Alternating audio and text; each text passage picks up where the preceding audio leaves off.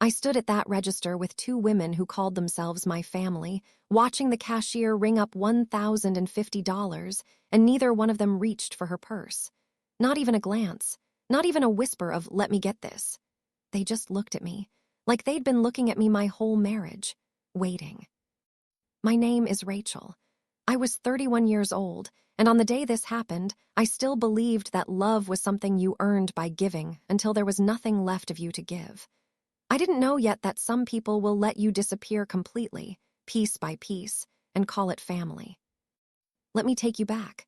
Because to understand that register, that silence, that moment my hand started shaking around my own debit card, you need to understand everything that came before it. I married David 3 years earlier. He was gentle, funny, the kind of man who remembered how I took my coffee before I'd even told him twice. I fell for him in a bookstore, of all places, both of us reaching for the same battered copy of a novel neither of us ever finished reading. I thought back then that I was marrying a man. I didn't realize I was marrying his mother, too, and his sister, and every expectation that came wrapped around them like barbed wire dressed up as ribbon. His mother, Linda, was polite in the way a closed door is polite. It doesn't slam in your face. It just quietly, firmly, doesn't open. She called me sweetheart in a tone that somehow made the word sound like an accusation. And his sister, Vanessa smiled with her mouth and calculated with her eyes. I noticed it at our engagement dinner, actually. The way she looked at my ring, then at me, like she was doing math on what I didn't deserve. I told myself I was imagining it. I told myself a lot of things, over the years, because believing the truth would have meant admitting how alone I already was. Started small. That's how these things always start, small. So small you can convince yourself you're being dramatic for even noticing. A birthday dinner where I quietly paid for everyone because we'll get you back next time. A family vacation where next time never came, not once, not in 3 years. A running joke that wasn't really a joke. Linda would say, laughing, "Oh, Rachel doesn't mind. She's good with money." As if my competence was a resource to be mined rather than a trait to be respected. David never noticed. Or maybe he noticed and decided it was easier not to see it. I used to lie awake at night trying to figure out which one was worse. "They're just old-fashioned," he told me once, when I finally worked up the nerve to say something after paying for his mother's dental bill. $400, and Linda hadn't even said thank you, she'd said. "Well, that's what family is for," like I'd fulfilled an obligation instead of performed an act of generosity. "You know how she is," David added, like that explained anything, like that fixed anything. "How she is," I repeated, staring at him. "David, she didn't even ask. She just told Vanessa to tell me the amount, and Vanessa texted me a screenshot of the bill. No, please. No, if you don't mind. Just pay this." He rubbed the back of his neck, that thing he did when he wanted a conversation to be over. "She's my mom, Ratch. It's not that deep." Not that deep. I would hear that phrase so many times over the years that it stopped meaning anything at all. It became background noise, the way a clock ticking becomes invisible after you've lived with it long enough. Not that deep. Not that deep. Not that deep.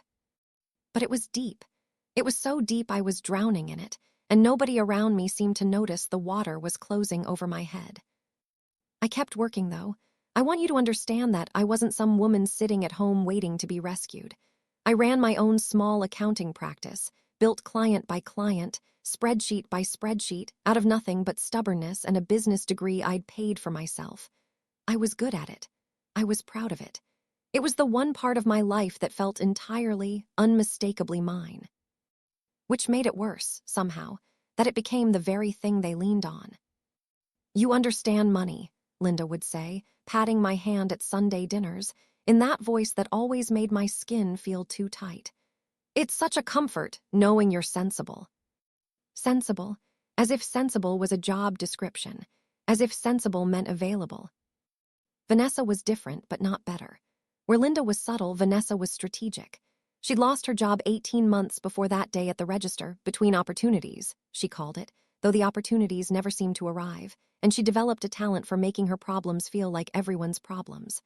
Rent that was suddenly, mysteriously due the same week as some family gathering. A car repair that needed just a little help, "I'll pay you back, I swear." She never did. Not once. I stopped counting the amounts because counting them hurt too much, and I told myself that not counting meant not caring, and not caring meant not hurting. It didn't work. It never works. You can look away from a wound and it still bleeds. David and I fought about it, quietly, the way people fight when they've learned that loud fights change nothing except who's exhausted afterward. He'd say I was being harsh. I'd say he was being blind. Neither of us was entirely wrong, and neither of us was entirely right, and somewhere in that gray, unresolved space, our marriage kept moving forward like a car with a slow leak in one tire. You don't notice it at first. You just start to feel like something's pulling you slightly off course. Then came the call from Linda, 3 weeks before the shopping trip. Vanessa was getting engaged. There would be a party. There would be, Linda said, the need for a few things, new dresses, appropriate for photographs, appropriate for a celebration of this magnitude, because after everything Vanessa had been through, as if losing a job was a tragedy on par with losing a limb, she deserved this. She deserved to feel beautiful. Of course, I heard myself say, because that's what 3 years of not that deep does to a person. It teaches your mouth to agree before your mind can object. David suggested we all go shopping together. A bonding trip, he called it, hopeful in that particular way of his that always broke my heart a little, because I knew what he was hoping for, a family that got along, a wife and a mother who understood each other, a sister who saw me as something other than a wallet with a heartbeat. I said yes to that hope.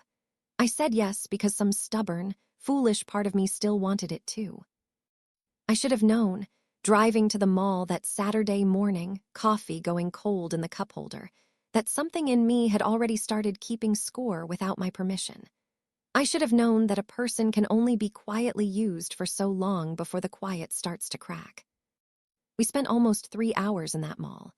Linda tried on dress after dress, holding each one up to the light like she was appraising a painting, while Vanessa modeled outfit after outfit for an engagement party that was still 3 weeks away. I stood there holding bags, actually holding them, my arms aching, while they debated necklines and hemlines, and whether ivory made Vanessa look too bridal for an event that wasn't, technically, her wedding. I watched the sales associate's face while she rang up items neither of them checked the price of. I watched Linda's expression when the woman asked, gently, "Will this be one transaction or separate?" And I will never forget this, I watched Linda turn to me, not to the associate, to me, and say, with a small, expectant smile, the kind you'd give a child who already knows the answer to a question you're about to ask them. "Rachel, sweetheart, you've got the card right." The total on the screen read $1,050. Neither of them reached for a purse. Neither of them reached for a wallet. Vanessa was already checking her reflection in a nearby mirror, adjusting a strap, entirely unbothered, entirely certain that this moment belonged to someone else's responsibility. And Linda just stood there, smiling, waiting, like this was simply how the world worked. Like I was simply how the world worked. I felt something inside me go very, very still. I thought about every $400 dental bill, every "you're so sensible," every "not that deep."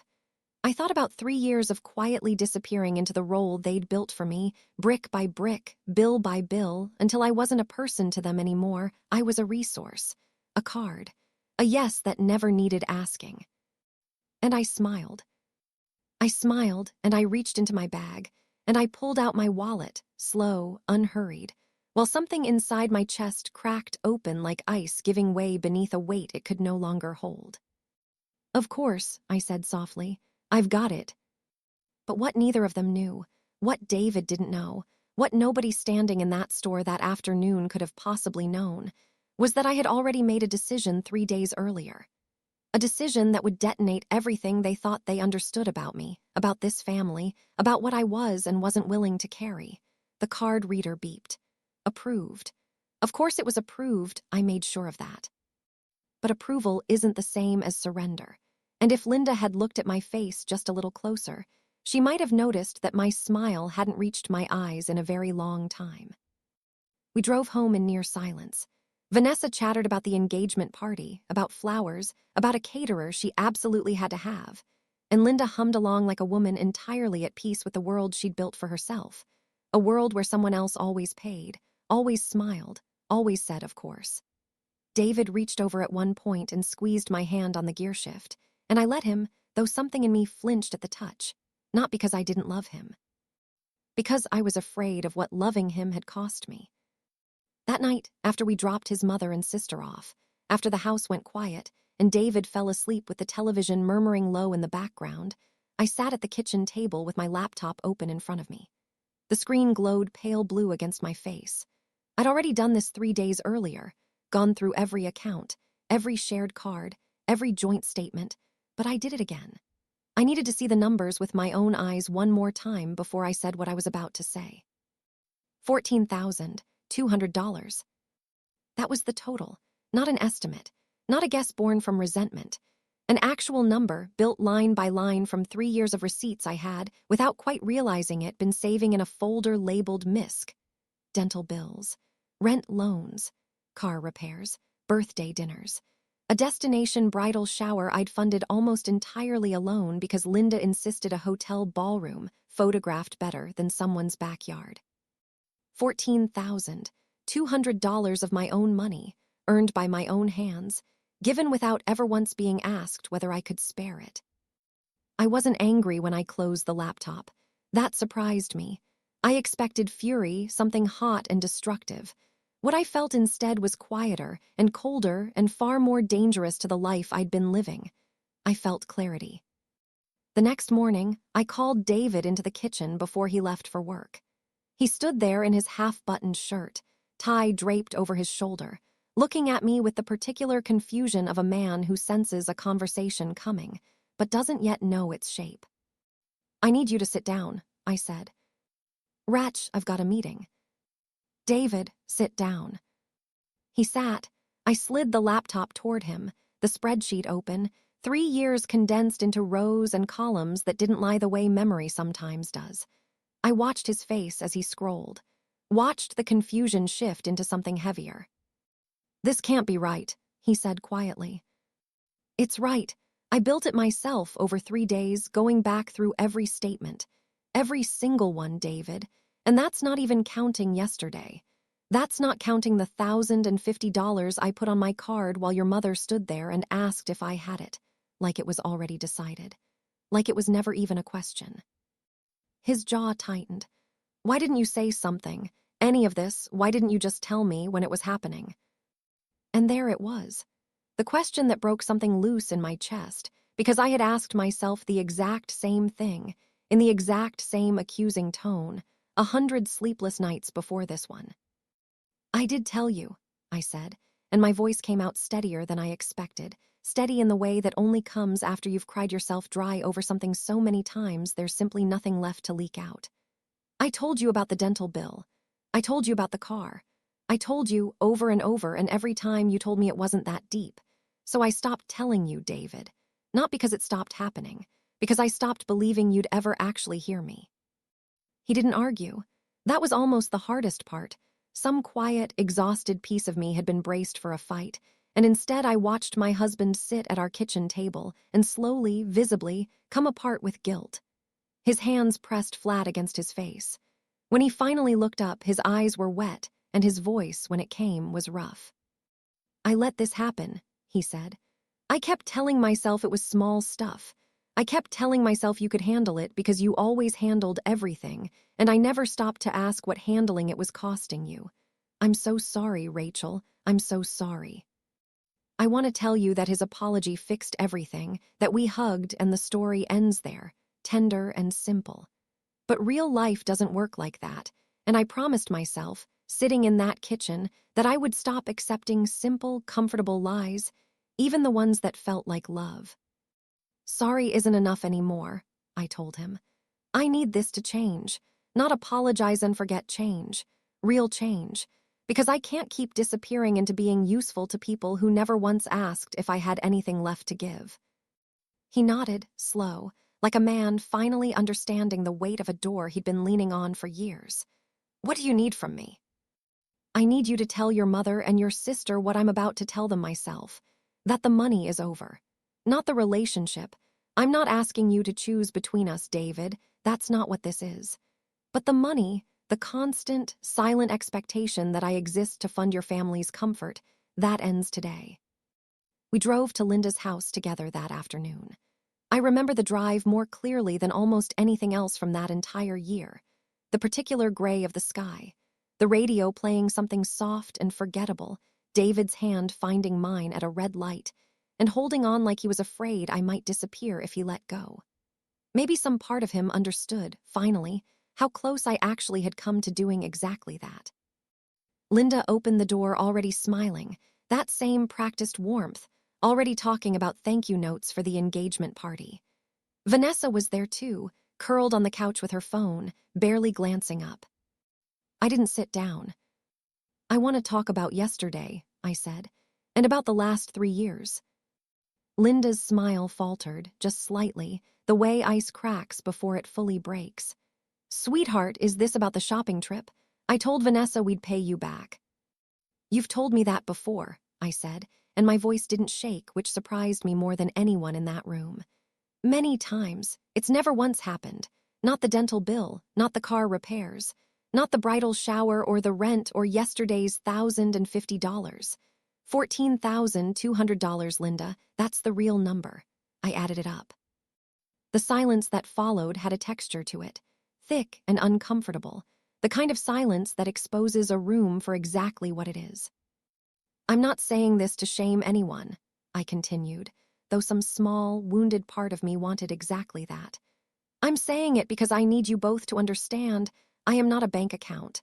I am not the sensible one whose feelings don't count because she's good with numbers.